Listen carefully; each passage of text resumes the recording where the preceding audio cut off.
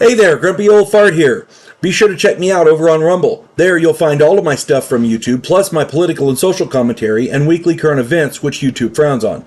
Links to my Rumble channel as well as my other YouTube channels and links to let you order my books are in the description of this video. If you enjoy my content, please like, subscribe, share, and comment. I welcome your comments, even if you disagree with me. Now, on with the video.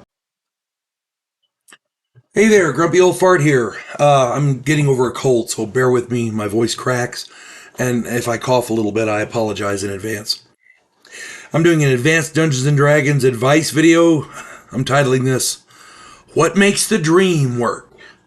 And yeah, I'm borrowing a little bit from a really great online, I guess, personality. He's called the Fat Electrician.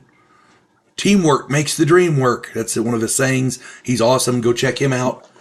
What makes the dream work? Here we go. I've been playing Advanced Dungeons & Dragons since the 70s, and I've been running it since 1979. In all that time, I've played with literally thousands of people. Usually, most players try to create a character that can stand alone and is a survivor. And that's a good thing. I'm not disputing that. Dungeons & Dragons is designed as a team game, but a chain is only as strong as its weakest link. So each individual character should be as capable and survivable as possible. No arguments. But beyond that, players should find ways to help each other out in combat. Now, I'm not talking about healing each other after the battle. I'm talking about how the mage can help the cleric or the fighters, or how the thief can help the mage during combat, okay?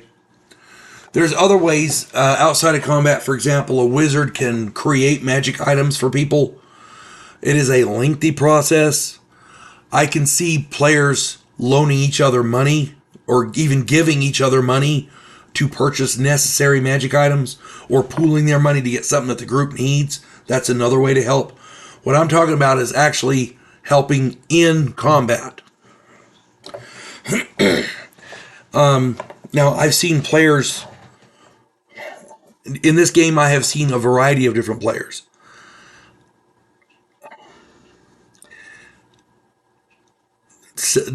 I've seen players so selfish that they actually attack each other in the game or undermine each other in the game on a lark, just on a whim. One of the alignments that I absolutely hate is chaotic neutral, because chaotic neutral, many players see that as license to do anything they want, and when you question them, that's my alignment, I'm chaotic neutral. I hate that. I at one point, for the biggest campaign I ever ran, I didn't allow any chaotic neutrals in the game, simply for that reason. Now, that being said, players should always try to help each other during combat, if necessary. If you can't hurt the bad guy, maybe you can help somebody else hurt the bad guy. Okay? I'll give you a couple of examples. The other day, my son was running a game. My wife and I were playing. My mage cast haste on her fighter to double her number of attacks. She sliced and diced this guy up pretty handily. Okay? In actuality, I gotta be honest here, we were running Oriental Adventures, so my character was a Wu Jin, her character was a samurai, but it worked out the same. You see what I'm saying? I've seen wizards cast silence and invisibility on thieves to allow them to get a necessary, needed back attack on the bad guy. Clerics' use of protection from evil on the fighters can help them last longer against all manner of evil creatures. A variety of spells cast on fighter types can really enhance their frontline capabilities, of course, depending on the situation. For example, improved invisibility. There's invisibility and then there's improved invisibility. Invisibility lasts until you attack someone.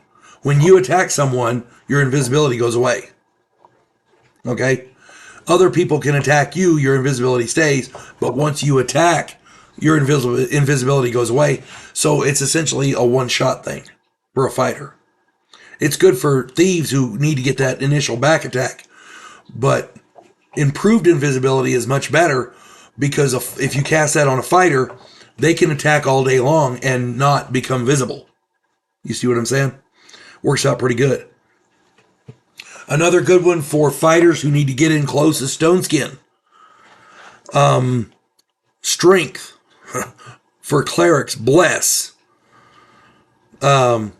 Enchanted weapons. If for example, the fighter's going against a bad guy and he doesn't have a magic weapon, you can cast enchanted weapon on his weapon, and he gives him a +1 until the spell wears off. Enlarge is another good one because it increases the damage potential. Fly. Imagine a fighter with a bow who can fly. You see what I'm saying? Keeps him out of range and he can smack the crap out of the bad guy. True Seeing is also good because it keeps the fighters from being fooled, I guess, tricked. Excuse me. These are just a few of the examples spellcasters can employ. Non-spellcasters can also help each other.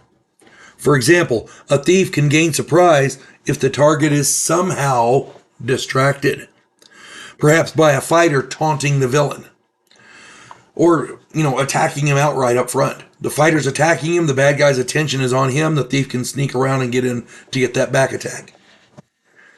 The possibilities and options are far too numerous to list them all here.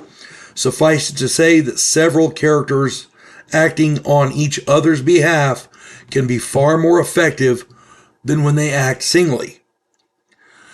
I heard this definition of teamwork years ago, and I want to share it with you guys here. This is for players and dungeon masters alike. Pay close attention. This is a really good definition. For teamwork, ready? The whole is greater than the sum of the individual parts. Let me say that again. The whole is greater than the sum of the individual parts. That in and of itself tells you everything you need to know about proper teamwork. A group of players acting with teamwork can achieve far more than those characters just acting individually.